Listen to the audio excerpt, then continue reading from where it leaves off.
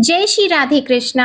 आप सभी पर भगवान श्री कृष्ण की कृपा सदा बनी रहे। आज आप सुनिए श्रीमद् भागवत पुराण की ये कथा, जिसमें गर्भ में परीक्षित की रक्षा, कुंती के द्वारा भगवान की स्तुति और युधिष्ठिर के शोक का वर्णन है। सूत जी कहते हैं कि जब द्रौपदी के पुत्रों की अंत्येष्टि का कार्य पूरा हुआ, उसके बाद पांडव श्री कृष्ण के साथ जलांजलि के इच्छुक मरे हुए स्वजनों का तर्पण करने के लिए स्त्रियों को आगे करके गंगा तट पर गए। वहां उन सब ने मृत बंधुओं को जलदान दिया और उनके गुणों का स्मरण करके बहुत विलाप किया। फिर भगवान के चरण कमलों की धूलि से पवित्र गंगा जल में पुनः स्नान किया। वहां अपने भाइयों के साथ कुरुपति महाराज युधिष्ठिर, धृतराष्ट्र, पुत्र शोक से व्याकुल गांधारी, कुंती और द्रौपदी सब बैठकर मरे हुए स्वजनों के लिए शोक करने लगे। भगवान श्री कृष्ण ने धौम्य आदि मुनियों के साथ उनको सांत्वना दी और समझाया कि संसार के सभी प्राणी काल के अधीन हैं, मौत से किसी को कोई बचा नहीं सकता। इस प्रकार भगवान श्री कृष्ण ने अजात शत्रु महाराज युधिष्ठिर को उनका वह राज्य जो धूर्तों ने छल से छीन लिया था वापस दिलाया तथा द्रौपदी के केशों का स्पर्श करने से जिनकी आयु क्षीण हो गई थी, उन दुष्ट राजाओं का वध कराया। साथ ही युधिष्ठिर के द्वारा उत्तम सामग्रियों से तथा पुरोहितों से 3 अश्वमेध यज्ञ कराए। इस प्रकार युधिष्ठिर के पवित्र यश को 100 यज्ञ करने वाले इंद्र के यश की तरह सब ओर फैला दिया। इसके बाद भगवान श्री कृष्ण ने वहां से जाने का विचार किया। उन्होंने इसके लिए पांडवों से विदा ली और व्यास आदि ब्राह्मणों का सत्कार किया। उन लोगों ने भी भगवान का बड़ा ही सम्मान किया। फिर सात्यकी और उद्धव के साथ द्वारका जाने के लिए वे रथ पर सवार हुए। उसी समय उन्होंने देखा कि उत्तरा भय से विह्वल होकर सामने से दौड़ी चली आ रही है। उत्तरा ने कहा, देवादिदेव जगदीश्वर, आप महायोगी हैं, आप मेरी रक्षा कीजिए, रक्षा कीजिए। आपके अतिरिक्त इस लोक में मुझे अभय देने वाला और कोई नहीं है, क्योंकि यहाँ सभी परस्पर एक दूसरे की मृत्यु के निमित्त बन रहे हैं। प्रभु, आप सर्वशक्तिमान हैं। यह दहकते हुए लोहे का बाण मेरी ओर दौड़ा आ रहा है। स्वामिन, यह मुझे भले ही जला डाले, परंतु मेरे गर्भ को नष्ट न करे, ऐसी कृपा कीजिए। सूत जी कहते हैं, भक्त वत्सल भगवान श्री कृष्ण उसकी बात सुनते ही यह जान गए कि अश्वत्थामा ने पांडवों के वंश को निर्बीज करने के लिए ब्रह्मास्त्र का प्रयोग किया है। शौनक जी, उसी समय पांडवों ने भी देखा कि जलते हुए 5 बाण हमारी ओर आ रहे हैं, इसलिए उन्होंने भी अपने अपने अस्त्र उठा लिए। सर्वशक्तिमान भगवान श्री कृष्ण ने अपने अनन्य प्रेमियों पर, शरणागत भक्तों पर बहुत बड़ी विपत्ति आई जानकर अपने निज अस्त्र सुदर्शन चक्र से उन निज जनों की रक्षा की। योगेश्वर श्री कृष्ण समस्त प्राणियों के हृदय में विराजमान आत्मा है।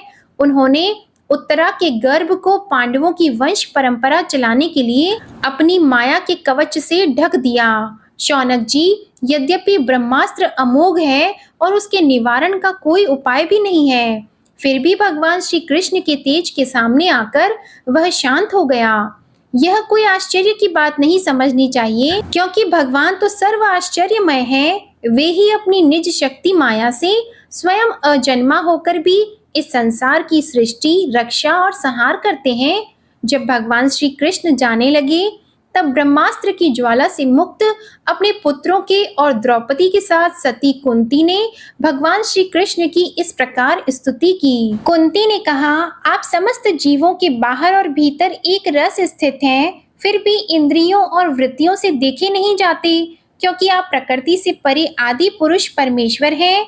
मैं आपको नमस्कार करती हूँ। इंद्रियों से जो कुछ जाना जाता है उसकी तह में आप विद्यमान रहते हैं और अपनी ही माया के पर्दे से अपने को ढके रहते हैं। मैं अबोध नारी, आप अविनाशी पुरुषोत्तम को भला कैसे जान सकती हूँ? जैसे मूढ़ लोग दूसरा भेष धारण किए हुए नट को प्रत्यक्ष देखकर भी नहीं पहचान सकते, वैसे ही आप दिखते हुए भी नहीं दिखते। आप श्री कृष्ण वासुदेव, देवकी नंदन, नंद गोप के लाडले लाल गोविंद को हमारा बारंबार प्रणाम है। जिनकी नाभि से ब्रह्मा का जन्म स्थान कमल प्रकट हुआ है, जो सुंदर कमलों की माला धारण करते हैं, जिनके नेत्र कमल के समान विशाल और कोमल है, जिनके चरण कमलों में कमल का चिन्ह है, श्री कृष्ण, ऐसे आपको मेरा बारंबार नमस्कार है। ऋषिकेश, जैसे आपने दुष्ट कंस के द्वारा कैद की हुई और चिरकाल से शोकग्रस्त देवकी की रक्षा की थी, वैसे ही पुत्रों के साथ मेरी भी आपने बार-बार विपत्तियों से रक्षा की है। आप ही हमारे स्वामी हैं, आप सर्वशक्तिमान हैं। युद्धों में अनेक महारथियों के शास्त्र अस्त्रों से और अभी-अभी इस अश्वत्थामा के ब्रह्मास्त्र से भी आपने ही हमारी रक्षा की है। जगत गुरु, हमारे जीवन में सर्वदा पद पद पर विपत्तियां आती रहें, क्योंकि विपत्तियों में ही निश्चित रूप से आपके दर्शन हुआ करते हैं और आपके दर्शन हो जाने पर फिर जन्म मृत्यु के चक्कर में नहीं आना पड़ता। ऊंचे कुल में जन्म, ऐश्वर्य, विद्या और संपत्ति के कारण जिसका घमंड बढ़ रहा है, वह मनुष्य तो आपका नाम भी नहीं ले सकता, क्योंकि आप तो उन लोगों को दर्शन देते हैं जो अकिंचन हैं। आप निर्धनों के परम धन हैं, माया का प्रपंच आपका स्पर्श भी नहीं कर सकता। भक्तजन बार बार आपके चरित्र का श्रवण, गान, कीर्तन एवं स्मरण करके आनंदित होते रहते हैं। वे ही अविलंब आपके उस चरण कमल का दर्शन कर पाते हैं, जो जन्म मृत्यु के प्रवाह को सदा के लिए रोक देता है। भक्त वांछा कल्पत्रु प्रभु, क्या अब आप अपने आश्रित और संबंधी हम लोगों को छोड़कर जाना चाहते हैं? आप जानते हैं कि आपके चरण कमलों के अतिरिक्त हमें और किसी का सहारा नहीं है। पृथ्वी के राजाओं के तो हम यों ही विरोधी हो गए हैं, जैसे जीव के बिना इंद्रियां शक्तिहीन हो जाती हैं, वैसे ही आपके दर्शन के बिना यदुवंशियों के और हमारे पुत्र पांडवों के नाम तथा रूप का अस्तित्व ही क्या रह जाता है। हे गोविंद, आपका यह अवतार गौ, ब्राह्मण और देवताओं का दुख मिटाने के लिए ही है। योगेश्वर, चराचर के गुरु भगवान, मैं आपको नमस्कार करती हूँ। सूत जी कहते हैं, इस प्रकार कुंती ने बड़े मधुर शब्दों में भगवान की अधिकांश लीलाओं का वर्णन किया।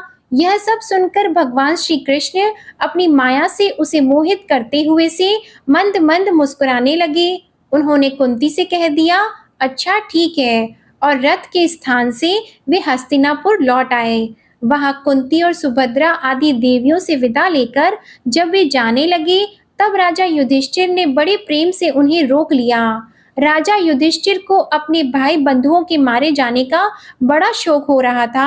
भगवान की लीला का मर्म जानने वाले व्यास आदि महर्षियों ने और स्वयं अद्भुत चरित्र करने वाले भगवान श्री कृष्ण ने भी अनेकों इतिहास कहकर उन्हें समझाने की बहुत चेष्टा की, परंतु उन्हें सांत्वना नहीं मिली, उनका शोक नहीं मिटा।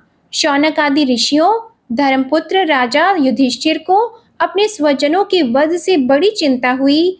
वे अविवेक युक्त चित्त से स्नेह और मोह के वश में होकर कहने लगे, भला मुझ दुरात्मा के हृदय में बद्ध मूल हुए इस अज्ञान को तो देखो। मैंने सियार के आहार इस अनात्मा शरीर के लिए अनेक अक्षौहिणी सेना का नाश कर डाला। मैंने बालक, ब्राह्मण, संबंधी, मित्र, चाचा, ताऊ, भाई बंधु और गुरुजनों से द्रोह किया है। करोड़ों वर्षों में भी नरक से मेरा छुटकारा नहीं हो सकता। यद्यपि शास्त्र का वचन है कि राजा यदि प्रजा का पालन करने के लिए धर्म युद्ध में शत्रुओं को मारे तो उसे पाप नहीं लगता, फिर भी इससे मुझे संतोष नहीं होता।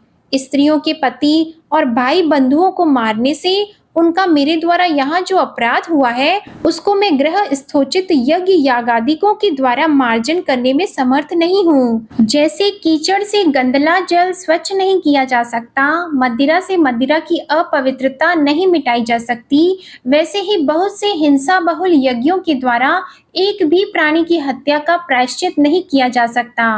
सूत जी कहते हैं, इस प्रकार राजा युधिष्ठिर प्रजा द्रोह से भयभीत हो गए।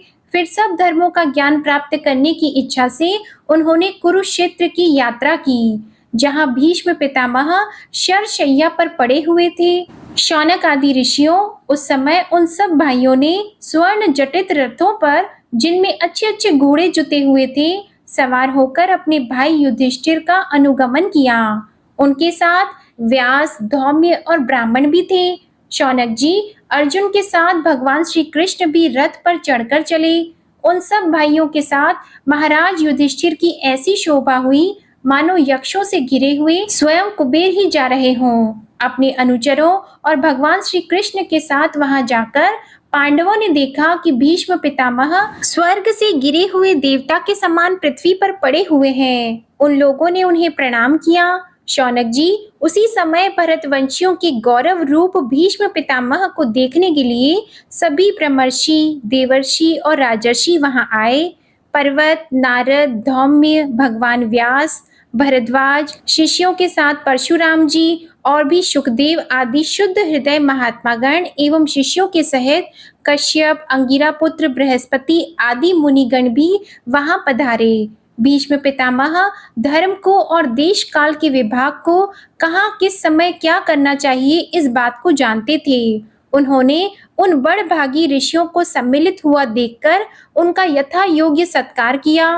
वे भगवान श्री कृष्ण का प्रभाव भी जानते थे, अतः उन्होंने अपनी लीला से मनुष्य का वेश धारण करके वहां बैठे हुए तथा जगदीश्वर के रूप में हृदय में विराजमान भगवान श्री कृष्ण की बाहर और भीतर दोनों जगह पूजा की। पांडव बड़े विनय और प्रेम के साथ भीष्म पितामह के पास बैठ गए। उन्हें देखकर भीष्म पितामह की आंखें प्रेम के आंसुओं से भर गईं। उन्होंने उनसे कहा, धर्मपुत्रों, हाय, यह बड़ी कष्ट और अन्याय की बात है कि तुम लोगों को ब्राह्मण, धर्म और भगवान के आश्रित रहने पर भी इतने कष्ट के साथ जीना पड़ा जिसके तुम कदापि योग्य नहीं थे। अतिरथी पांडु की मृत्यु के समय तुम्हारी अवस्था बहुत छोटी थी। उन दिनों तुम लोगों के लिए कुंती रानी को और साथ साथ तुम्हें भी बार बार बहुत से कष्ट झेलने पड़े। जिस प्रकार बादल वायु के वश में रहते हैं, वैसे ही लोकपालों के सहित सारा संसार काल भगवान के अधीन है। मैं समझता हूँ कि तुम लोगों के जीवन में ये जो अप्रिय घटनाएं घटित हुई हैं, वे सब उन्हीं की लीला है। नहीं तो जहाँ साक्षात धर्मपुत्र राजा युधिष्ठिर हो, गदाधारी भीमसेन और धनुर्धारी अर्जुन रक्षा का काम कर रहे हो, गांडीव धनुष हो और स्वयं श्री कृष्ण सुहृद हो, भला वहां भी विपत्तियों की संभावना है।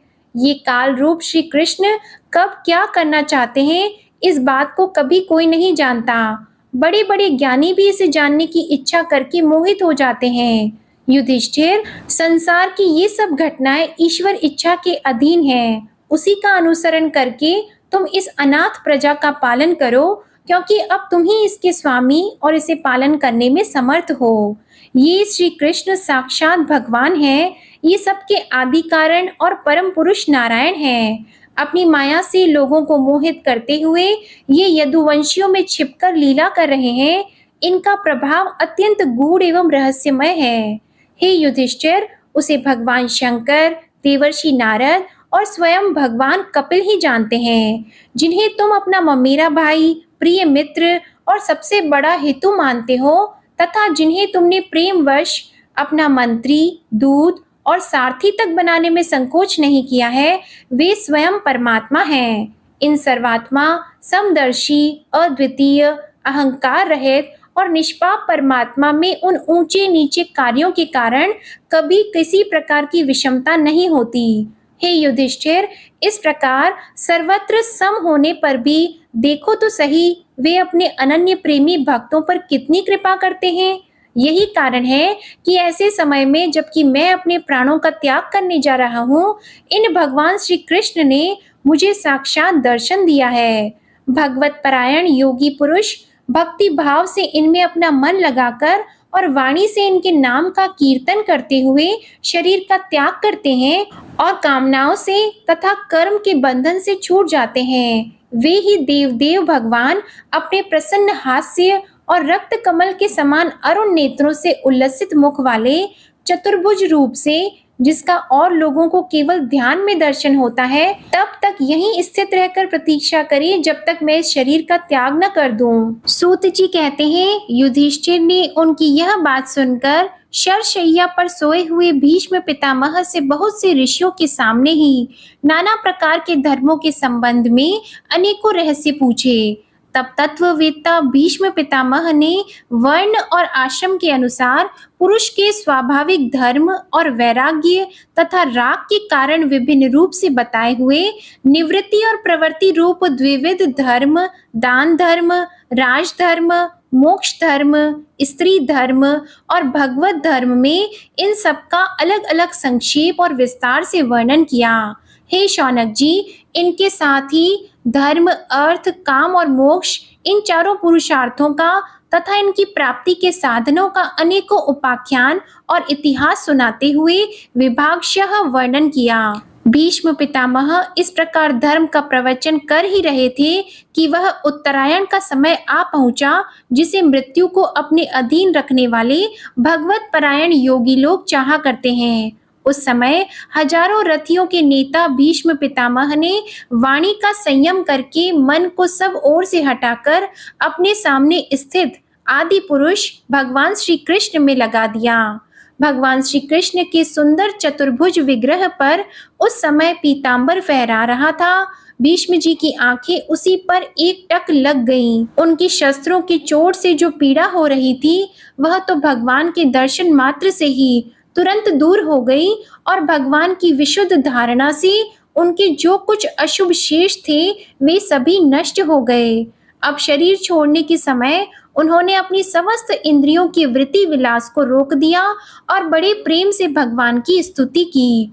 भीष्म जी ने कहा, अब मृत्यु के समय मैं अपनी यह बुद्धि, जो अनेक प्रकार के साधनों का अनुष्ठान करने से अत्यंत शुद्ध एवं कामना रहित हो गई है, यदुवंश शिरोमणि अनंत भगवान श्री कृष्ण के चरणों में समर्पित करता हूँ। मैं अपने तीखे बाणों से उनकी त्वचा को बींध रहा था। उन सुंदर कवच मंडित भगवान श्री कृष्ण के प्रति मेरा शरीर, अंतःकरण और आत्मा समर्पित हो जाए। अर्जुन ने जब दूर से कौरवों की सेना के मुखिया हम लोगों को देखा, तब पाप समझकर वह अपने स्वजनों के वध से विमुख हो गया।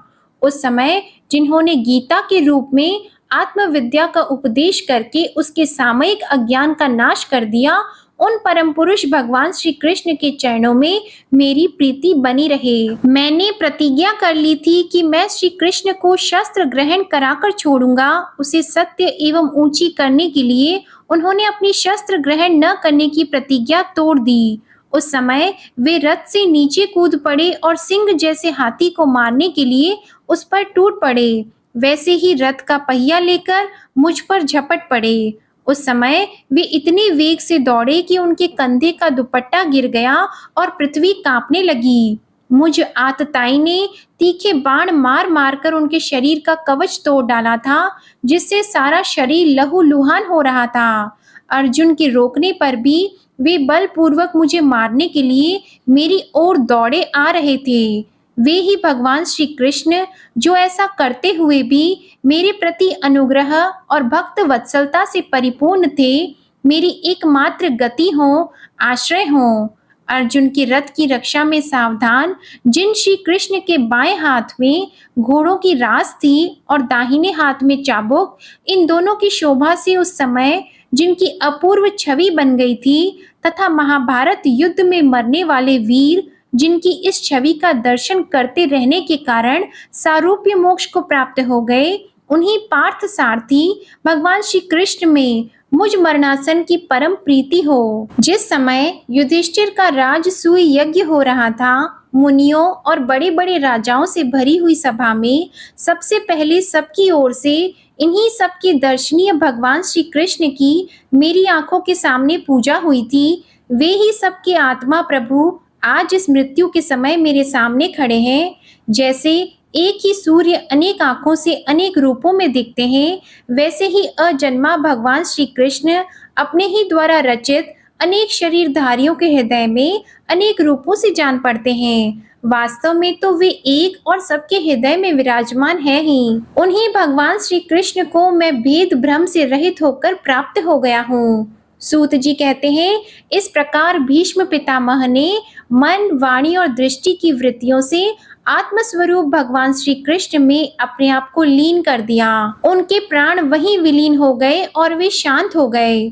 उन्हें अनंत ब्रह्मा में लीन जानकर सब लोग वैसे ही चुप हो गए जैसे दिन के बीत जाने पर पक्षियों का कलरव शांत हो जाता है। उस समय देवता और मनुष्य नगाड़े बजाने लगे, साधु स्वभाव के राजा उनकी प्रशंसा करने लगे और आकाश से पुष्पों की वर्षा होने लगी। हे शौनक जी, युधिष्ठिर ने उनके मृत शरीर की अंत्येष्टि क्रिया कराई और कुछ समय के लिए वे शोक मग्न हो गए। उस समय मुनियों ने बड़े आनंद से भगवान श्री कृष्ण की उनके रहस्यमय नाम ले लेकर स्तुति की। इसके पश्चात अपने हृदय को श्री कृष्णमय बनाकर वे अपने अपने आश्रमों को लौट गए। फिर भगवान श्री कृष्ण के साथ युधिष्ठिर हस्तिनापुर चले आए और उन्होंने वहां अपने चाचा धृतराष्ट्र और तपस्विनी गंधारी को ढांढस बंधाया। फिर धृतराष्ट्र की आज्ञा और भगवान श्री कृष्ण की अनुमति से समर्थ राजा युधिष्ठिर अपने वंश परंपरागत साम्राज्य का धर्म पूर्वक शासन करने लगे। आज की कथा यहीं पर समाप्त होती है। अगले अध्याय में आप सुनेंगे श्री कृष्ण का द्वारका गमन का वर्णन। अगर आपको आज की कथा अच्छी लगी हो तो वीडियो को लाइक करें, शेयर करें और कमेंट में भगवान श्री कृष्ण की जय ज़रूर लिखें। और हमारे चैनल को अगर सब्सक्राइब नहीं किया है तो चैनल को सब्सक्राइब करके बेल आइकन भी दबाएं। धन्यवाद।